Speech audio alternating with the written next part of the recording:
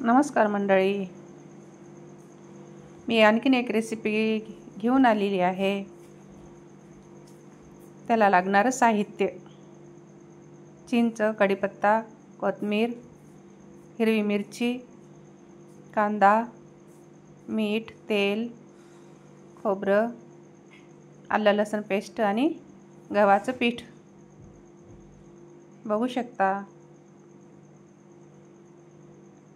हे सर्व भाजून घ्यायले मी तेलामध्ये। खोबरं, आलं, लसूण, कांदा,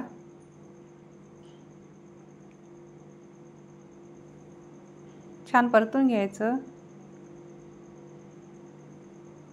हिरवी मिरची, धने, जिरे,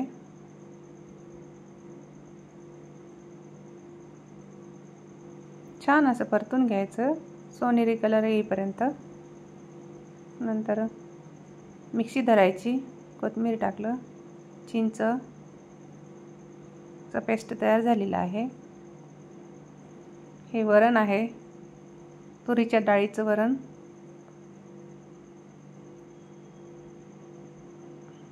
वरणाला फोडणी द्यायची।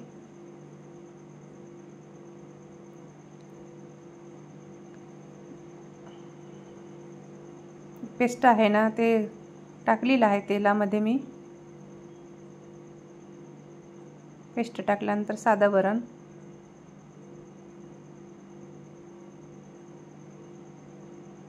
मीठ चवीपुरतं, आणि गव्हाचं पीठ आहे ना, पिठामध्ये तेल टाकायचं थोडं, मोहरी, मीठ आणि चिमूटभर साखर। आपण वरणामध्ये चिंच घातलेली आहे ना, त्यामुळे पिठामध्ये थोडीशी साखर टाकलेली आहे, म्हणजे आंबट गोड चव लागेल। नक्की ट्राय करा मित्रांनो।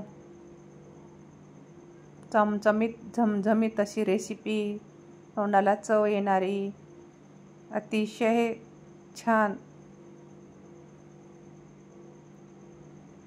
झाली। कणिक झालेली आहे, मळून झालेली आहे। याची पोळी लाटायची। अशा प्रकारे पोळी लाटून घ्यायची।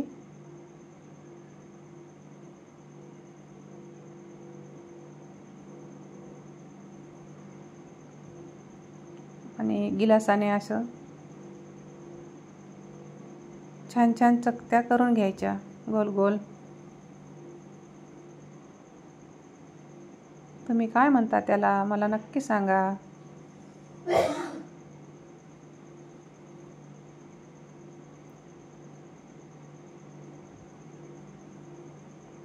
झालेली आहे पूर्ण फळं तयार, आणि टाकायचे वरणामध्ये एक एक करून। मी भांडं पण मोठं घेतलेलं आहे, कारण की एकमेकाला चिटकत नाही ना। नक्की ट्राय करा। महाराष्ट्राची खूप फेमस रेसिपी आहे। तेच ते खाऊन बोर होतात ना।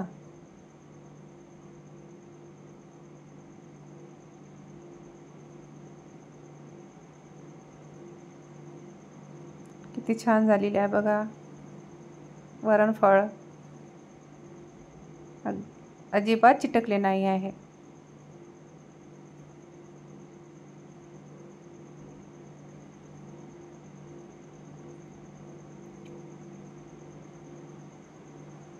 वर तेल टाकलेलं आहे मी वरतून, आणि कोथिंबीर। आहा, किती सुंदर झालेली आहे रेसिपी बघा। नक्की ट्राय करा।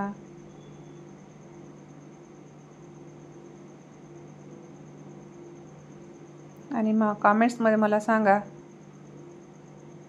कशी वाटली माझी recipe. Thank you for watching. Thank you, धन्यवाद।